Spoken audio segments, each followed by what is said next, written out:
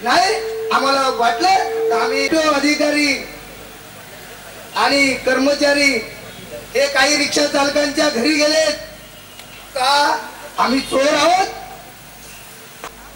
येथे उल्हासनगरचे पिंकी हा विश्वास आहे.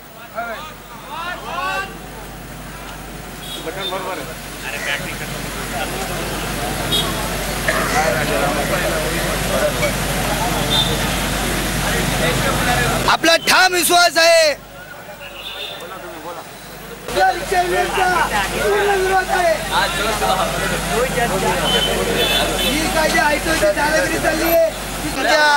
रिक्षा चालकांना रस्त्यात कुठेतरी अडवून मेमो देतात हे साफ चुकीचं आहे आणि आपला त्याला विरोध आहे पाहिजे. जर काही कारणास्तव पासिंग थकली असेल पासिंग केली नसेल तर 100 रुपये दंड.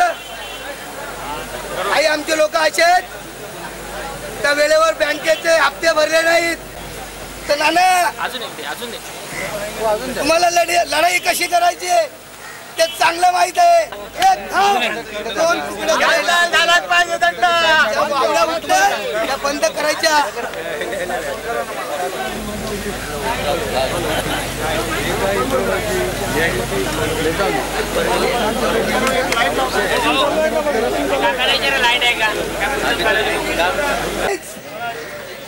आणि पूर्ण खात्री आहे. प्रकाश पेंकर आप आगे बढ़ो हम तुम्हारे साथ हैं. प्रकाश पेंकर आप आगे बढ़ो हम तुम्हारे साथ हैं. रिक्षा चालकांच्या भावना तीव्र आहेत. आज आयटो अधिकाऱ्यांना आम्ही सांगतो करा पण तुमचे व्यवसाय बांधूंना नम्र विनंती आहे. युनियन काय सांगते याकडे बारकाईने लक्ष द्या. आपली प्रमुख मागणी पहिली आहे रस्त्यात रिक्षा अडवायची त्या पॅसेंजरला विचारायचं तू टिकली लावली तू लाली लावली तू पावडर लावली. ही भाषा आहे तुमची. माझ्या समोर मी त्यांचं नाव जाहीर करू इच्छित नाही पण जर नानांनी सांगितलं त्यांना समोर विचारेल. प्रवास शहरने चालला मीटर काय टाकायचं पण नाही तरी सुद्धा गुन्हा दिला मेमो.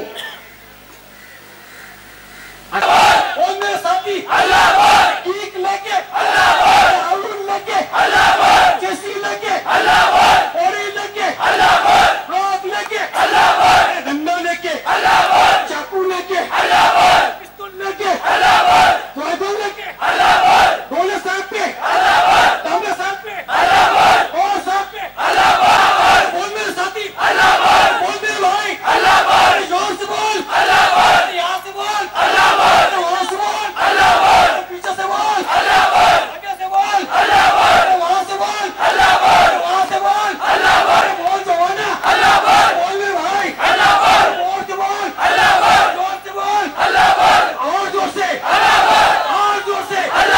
बोले सांप पे पांच सांप पे हमने सांप पे बोल मेरे भाई ट्रैफिक वाले पे पुलिस वाले पे डंडा लेके चाकू लेके छुरी लेके एकजुटी चे माजी महापौर आणि रिक्षा चालक मालक सेनेचे अध्यक्ष रमेशजी जाधव इथे आलेले सर्व पदाधिकारी सर्व रिक्षा चालक मालक यांना एक गोष्ट नुकतीच समजले की आपले जिल्हाध्यक्ष प्रकाशजी पेंडकर हे कल्याण डोंबिवली महापालिकेचे स्थायी समितीचे सभापती झालेले असल्यामुळे कोणत्याही प्रकारे रिक्षा बंद करायच्या नाही असा आपण निर्णय घेतला होता. कोणत्याही प्रकारे आपण तयारी केलेली नाही. इतर अनेक संघटनांना आपण कळवलेलं नाही. आपण फक्त केवळ फोनवर किंवा बोर्डवर थोडीशी पत्रकं काढली आणि हे आजची निदर्शनं आयोजित केली तरी सुद्धा एवढ्या मोठ्या संख्येने आपण आलेला आहात कारण आपण संतप्त आहात. त्याबद्दल सर्वात प्रथम आपणा सर्वांचे हार्दिक आणि मनपूर्वक मी अभिनंदन करत आहे. अल्पावधीत काळातच कुठलीही पूर्वसूचना नसताना एवढ्या मोठ्या प्रमाणात आमचे रिक्षा चालक बंधू या ठिकाणी जमा झाले. स्थायी समितीच्या सभापती निवड झाली. व्यासपीठावरील सर्व नेते आज खरोखर या ठिकाणी सांगावं असं वाटतं मी एक रिक्षा चालकच आहे आणि परवा मी रिक्षा चालक माझं परमिट मी रिन्युअल करायला गेलो होतो आरटीओ ऑफिस मध्ये. कामाच्या व्यत्ययामुळे मला काय ते रिक्षाचं परमिट रिन्यू करता आलं नाही. माझी रिक्षा पण मी एकाला भाड्याने दिलेली आहे, पण तू चालव, तुझी उपजीविका कर. तो माणूस 1 महिना आजारी होता. त्याचे प्रतिनिधी आणि जमलेले तमाम रिक्षा चालक मालक बंधूंनो, जवळजवळ 1 महिना झाला इलेक्ट्रॉनिक मीटर आणि मीटर सुरू करणं, पासिंगचा 100 रुपये दंड आणि 6 महिन्यानंतर रिक्षाचे परमिट रिन्यू न होणं, या 3 गोष्टीसाठी आज आपण इथे आलेलो आहोत.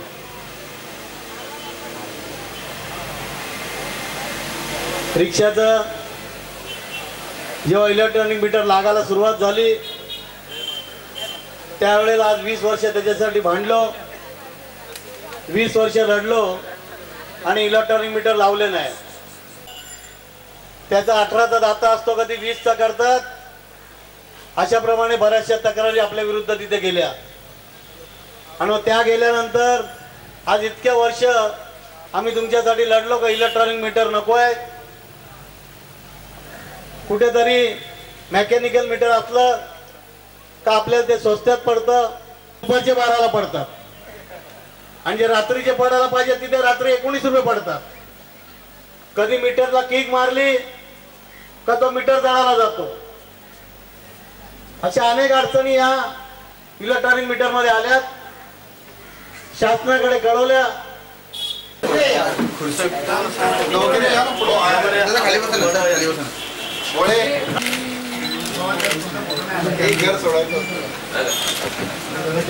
पुढच्या वेळी आमदार म्हणून निवेदन द्यायला येणार आहे.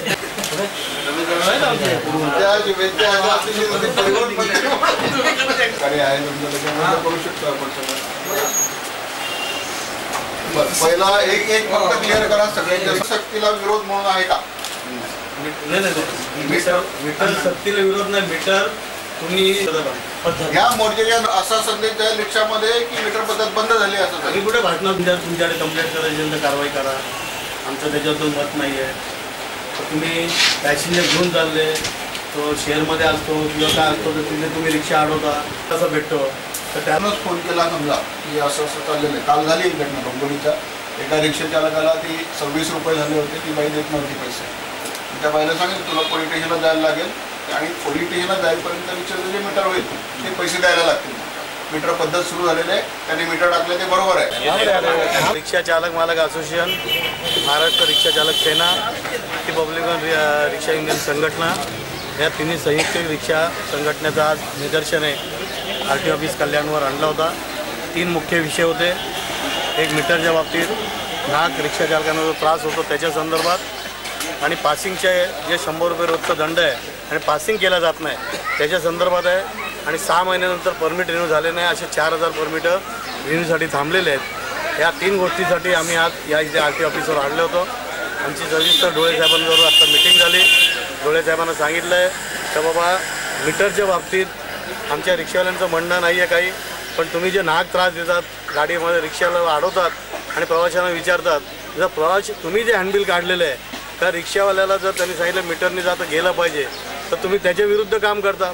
प्रवाशांची तक्रार नसेल तर तुम्हीच गाडी अडवता, त्याच्या विरुद्ध आम्ही इथे आलेलो आहोत. साहेबांनी ते मान्य केलं का बाबा रिक्षावाल्याची तक्रार, पॅसेंजरची तक्रार आली, प्रवाशाला बोलून घेईल, मग तुमच्यावर कारवाई केली जाईल. दुसरं ज्या बाईंचा या इथे त्रास होता त्यांची बदली केलेली आहे, ते तिथे गेले जातात, ते बदली होऊन तिथे 4 महिने त्या जागेवर गेले, त्या काय चेकिंगला येणार नाहीत असं त्यांनी आम्हाला निर्णय दिला आहे. पासिंग ह्या तुमचा अर्ज घेतला जाईल आणि पासिंग ह्या उद्यापासून केला जाईल. पासिंगच्या बाबतीत निर्णय पण आत्ता मंत्रालयामध्ये बैठक आहे, आज होते उद्या होते, त्या संदर्भात सगळं चालू आहे. तर या 3 गोष्टीसाठी आम्ही डिसिजन इथे मागायला आलो होतो. आमची चांगल्या प्रकारे चर्चा झाली. दंडात्मक दंड होणार नाही. रिक्षा चालकांना ज्यांनी मीटरने भाडं नाकारलं आहे अशा रिक्षा चालकांना जे 1000 रुपये दंड करणार होते ते मी दंड करणार नाही. त्या रिक्षावाल्याची काय तक्रार आहे त्याचं म्हणणं ऐकून घेतलं जाईल. प्रवाशांचं म्हणणं आहे, प्रवासी वाटेल तशा कंप्लेंट करतात आमच्याकडे, खोट्या कंप्लेंट करतात, त्याचा शहानिशा झाल्यानंतर दंड न करता या रिक्षाचं परमिट किंवा या रिक्षा 1 दिवस आरटीओ ऑफिसला ठेवता येईल का 2 दिवस ठेवता येईल किंवा याच्यामधलं 100 रुपये का 200 रुपये दंड हे मी 1-2 दिवसात जाहीर करेन असं त्यांनी आम्हाला आश्वासन दिलेलं आहे. अशा प्रकारे आमची त्यांची चर्चा झाली. कबूल केले. माझ्याकडे अशा खोट्या-नाट्या कंप्लेंट येतात तर मी प्रत्येक रिक्षाच्या जी कंप्लेंट येईल त्या प्रवाशाला बोलवणार आणि रिक्षा चालकाला बोलवणार आणि समोरासमोर विचारणार काय घटना झाली. जर प्रवासी इथे हजर नाही झाला तर त्या रिक्षावाल्याला सोडून देण्यात येईल, त्याच्यावर केस होणार नाही. ओके. ऑटो रिक्षा चालकांच्या युनियनचं मोर्चा आणण्याचं मुख्य कारण असं आहे की इलेक्ट्रॉनिक मीटर जी सक्तीची मोहीम शासनाने चालू केली होती त्या मोहिमेला रिक्षा चालकांकडून सकारात्मक प्रतिसाद मिळत नव्हता डिसेंबर महिन्यामुळे.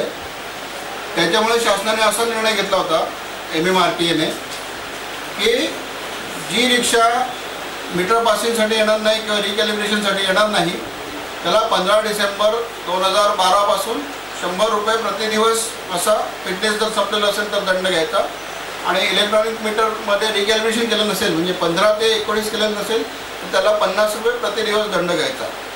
तर त्या याच्यानंतर ॲटो रिक्षाचे जवळजवळ 95% ॲटो रिक्षांनी योग्यता प्रमाणपत्र नूतनीकरण करून घेतलेलं आहे. आता काही एक 200-300 ॲटो रिक्षा शिल्लक आहेत ज्यांचे मेकॅनिकल मीटर आहेत. योग्यता प्रमाणपत्र त्यांचं चालू होतं पण आता योग्यता प्रमाणपत्र संपत आहे. अशांना जो दंड आहे रिकॅलिब्रेशन न केल्याचा डिसेंबर 15 पासून तो दंड त्यांना भरणं जरा जिकिरीचं जात आहे. तर त्या समस्या मांडण्यासाठी ॲटो रिक्षा युनियन्सचा मोर्चा होता. या मोर्चामध्ये ॲटो रिक्षा युनियन्सनी आणि RTO प्रशासनाने एक बाब रिक्षा चालकांसाठी एकदम सूर्यप्रकाश इतकी स्पष्ट केलेली आहे की ह्या मोर्चा मीटर पद्धतीच्या विरुद्ध नव्हता. कल्याण डोंबिवली शहरामध्ये मीटर पद्धती लागू झालेली आहे आणि ती तशीच चालू राहणार आहे. कुठल्याही रिक्षा चालकाने मीटर पद्धती बंद झालेली आहे असा अपप्रचार करू नये. असा अपप्रचार केल्यास आणि आढळून आल्यास त्याच्यावर कडक कारवाई करण्यात येईल असा मी इशारा देतो. कसोशीने करतात ते कार्यकर्त्यात सापडणार नाही याची पूर्ण काळजी घेतात. आपल्याकडे जर अशी तक्रार असेल मारहाण केली तर नजीकच्या पोलीस स्टेशनला आपण बिनधास्तपणे त्यांना तक्रार करायला सांगू शकता. रिक्षावाला लगेच ट्रेस होतो. कुठलाही रिक्षावाला अशी प्रवाशांना मारहाण करायची हिंमत करत नाही.